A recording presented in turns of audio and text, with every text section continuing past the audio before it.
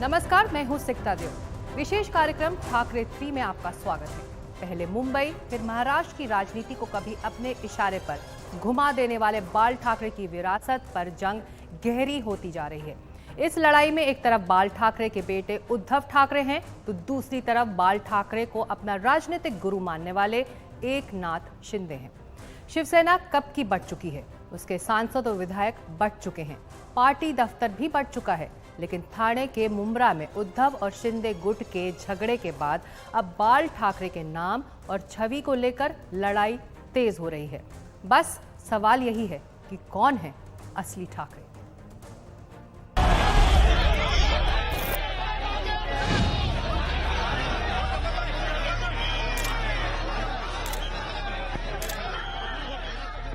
ये हंगामा उस विरासत की समाधि पर मचा है जिसके पीछे शिवसेना के संस्थापक बाल ठाकरे का नाम जुड़ा है।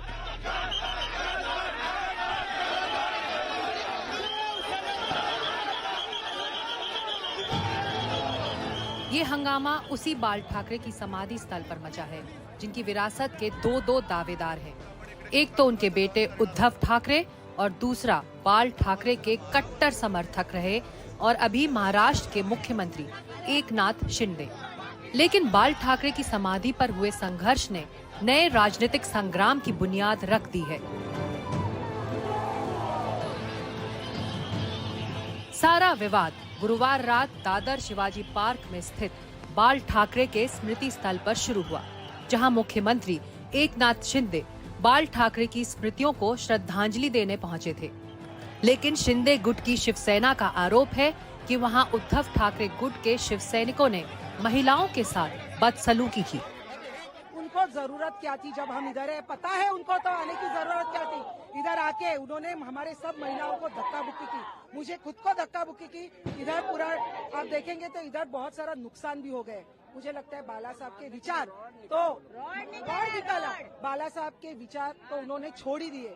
2022 की गर्मियों में एकनाथ शिंदे उद्धव ठाकरे से अलग होकर उन्होंने अपना एक अलग धड़ा बना लिया था और बीजेपी के समर्थन से वो राज्य के मुख्यमंत्री बन गए थे। तभी से ये सवाल उठने लगे कि बाला साहब ठाकरे की राजनीतिक विरासत का असली वारस कौन है।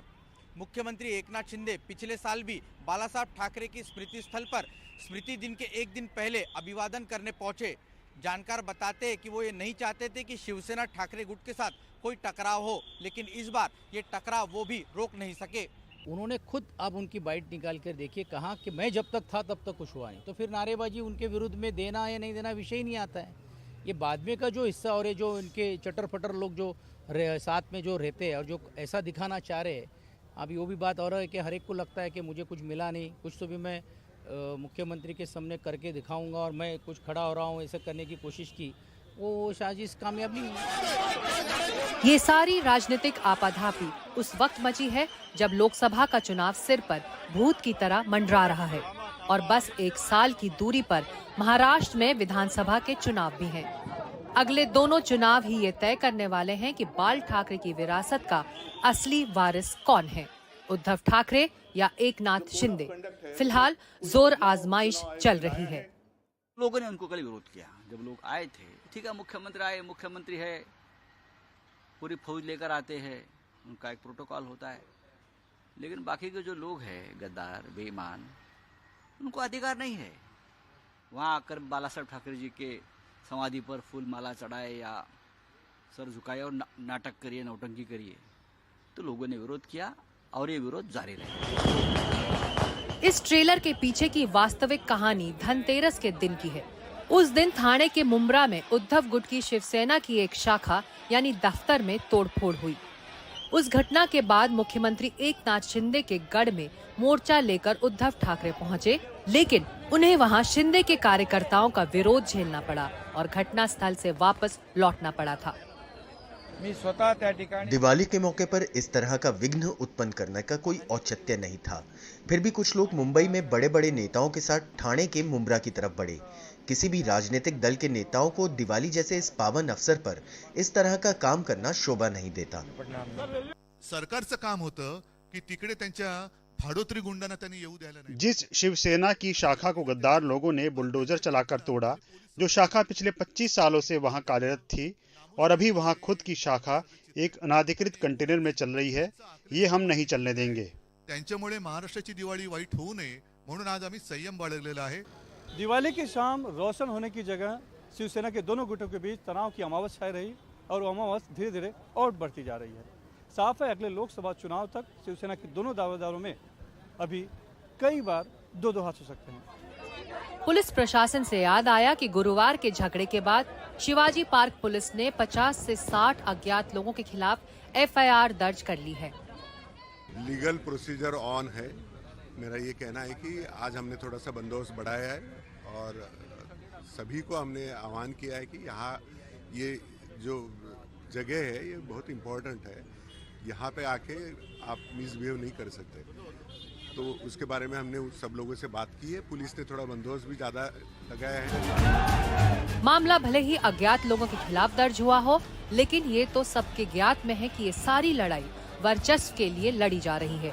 इसमें कार्यकर्ता मोहरा हैं और जो चेहरा है वो सामने साफ साफ दिख रहे हैं।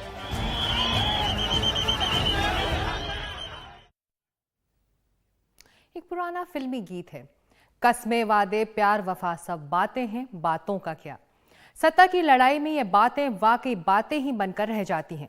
किसने सोचा होगा कि जिस शिवसेना बीजेपी गठबंधन को एक जमाने में बाल ठाकरे और वाजपेयी आडवाणी ने मिलकर बनाया था, वो गठबंधन रातों रात टूट जाएगा। और जिस कांग्रेस के खिलाफ बाल ठाकरे बेहद तीखी राजनीति करते रहे, उसी कांग्रेस के साथ गठबंधन में बाल ठाकरे के बेटे उद्धव ठाकरे चले जाएंगे। लेकिन सत्ता का चुंबक ऐसा ही होता है। कभी एक साथ रहे उद्धव ठाकरे और एकनाथ शिंदे सत्ता के चक्कर में ही आज इतने दूर हैं कि एक दूसरे को फूटी आंख पसंद नहीं करते।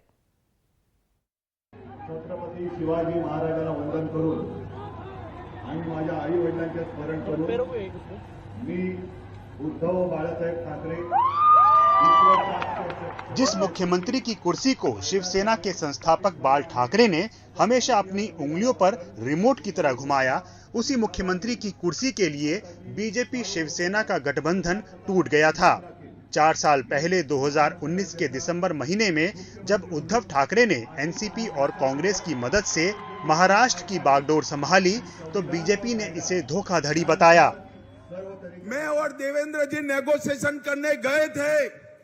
उद्धव ठाकरे ने स्वीकार किया था कि बहुमत एनडीए को मिलता है तो देवेंद्र फडणवीस भाजपा के मुख्यमंत्री होंगे, महाराष्ट्र के मुख्यमंत्री।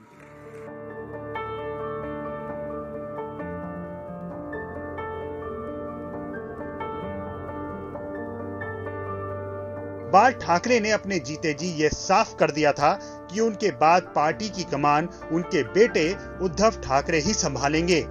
इसी बात पर उनके भतीजे राज ठाकरे ने पार्टी छोड़ दी। बाद में नारायण राणे जैसे नेता भी शिवसेना छोड़कर चले गए, जिनको कभी बाल ठाकरे ने मुख्यमंत्री बनाया था।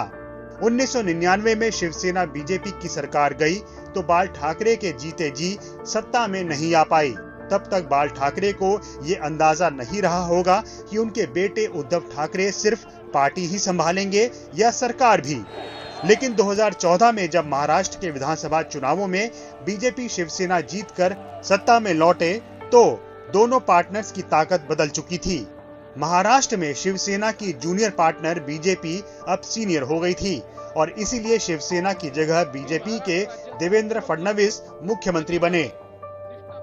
मुख्यमंत्री की कुर्सी उद्धव ठाकरे की आंखों में अटकी रही। वो इसे खुली आंखों से देखते रहे, लेकिन इसे पूरे करने की ताकत उनके पास नहीं थी। वे मौके की तलाश में थे और वो मौका आया साल 2019 के विधानसभा चुनाव के नतीजों के बाद। जनता ने जनादेश तो बीजेपी और शिवसेना गठबंधन को दिया था, लेकिन गठबंधन की बिगर पार्टी बीजेपी को गच्चा देकर उद्धव ठाकरे ने कांग्रेस और एनसीपी से हाथ मिला लिया।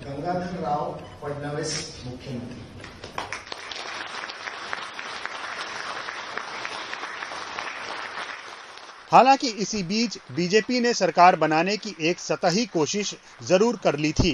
देवेंद्र फडणवीस ने शरद पवार के भतीजे और एनसीपी नेता अजीत पवार को साध लिया था और उनको उप मुख्यमंत्री बनाकर खुद मुख्यमंत्री बन गए थे। लेकिन चचा शरद पवार की चाणक्य बुद्धि ने फडणवीस और अजीत पवार का खेल खराब कर दिया। अजीत पवार वापस शरद पवार की शरण में ही आ गए और उद्धव ठाकरे की सरकार में उप मुख्यमंत्री बन गए। कमाल देखिए कि शिवसेना में सबसे बड़ा विद्रोह करने वाले एकनाथ शिंदे उस वक्त उद्धव ठाकरे के साथ ही खड़े रहे और उनकी सरकार में मंत्री भी बने। लेकिन बीजेपी का इरादा साफ था कि उद्धव ठाकरे को मुख्यमंत्री की कुर्सी पर रहने नहीं देना है। मेरा पानी उतरता देख मेरे किनारे पर घर मत बसा लेना। मेरा पानी उतरता देख मेरे किनारे पर घर मत बसा लेना। मैं समंदर हूं, लौट कर वापस आऊंगा। लेकिन उद्धव ठाकरे और शिवसेना लगातार यही कहते रहे कि वो एनसीपी और कांग्रेस के साथ महाविकास अघाड़ी का हिस्सा नहीं बनते तो क्या करते। शिवसेना एक ही बात रटती रही कि बीजेपी ने उद्धव ठाकरे से वादा किया था कि उनको आधे समय के लिए मुख्यमंत्री बनाएगी। दूसरी तरफ बीजेपी यही कहती रही कि उद्धव ने धोखा दिया। बीजेपी को शिकायत थी कि आखिर जिस कांग्रेस के खिलाफ बाल ठाकरे ने महाराष्ट्र में आंदोलन पर आंदोलन चलाया, उसी कांग्रेस के साथ उद्धव कैसे चले गए। लेकिन शुरुआत में बीजेपी ने ऐसा कोई संकेत नहीं दिया जिससे लगता कि वो उद्धव सरकार का हिसाब किताब बिगाड़ने वाली है। नवंबर 2019 में जब उद्धव ठाकरे मुख्यमंत्री बने तब वो ना तो विधानसभा के सदस्य और न ही विधान परिषद के। तब वो विधान परिषद के जरिए सदन में आना चाहते थे, लेकिन अप्रैल 2020 में कोरोना कारण सब कुछ ठप पड़ा था। तब उद्धव ठाकरे ने प्रधानमंत्री नरेंद्र मोदी को फोन कर अपने एमएलसी बनने के मामले में दखल देने की गुजारिश की थी। उस समय उद्धव ठाकरे अगर 1 महीने के अंदर एमएलसी नहीं बनते तो उनको तभी मुख्यमंत्री पद से इस्तीफा देना पड़ सकता था। लेकिन तब उद्धव को अंदाजा नहीं था कि 2 साल बाद उनकी पार्टी के ही एकनाथ शिंदे उनकी सारी सियासी जमा पूंजी लेकर बीजेपी के साथ चले जाएंगे। शुरुआत में संभव है कि बीजेपी इसीलिए उद्धव ठाकरे को ना छेड़ रही हो कि उसको लगता होगा कि महाविकास अघाड़ी अपने ही अंतर्कलह से ध्वस्त हो जाएगी।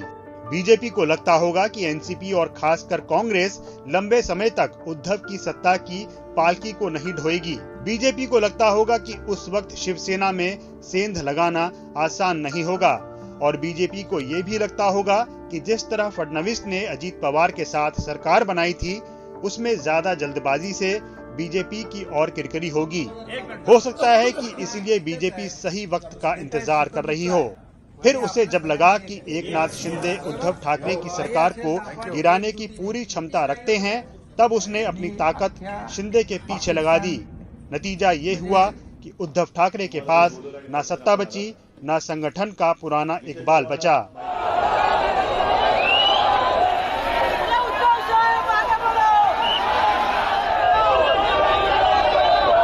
पुरानी ताकत पाने की जद्दोजहद अब उद्धव ठाकरे को अक्सर सड़कों पर उतार लाती है।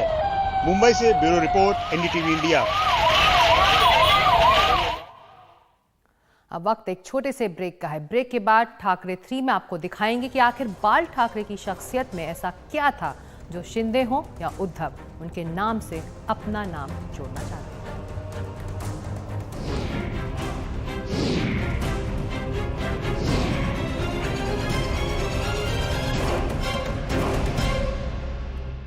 आप देख रहे हैं हमारा विशेष ठाकरे 3।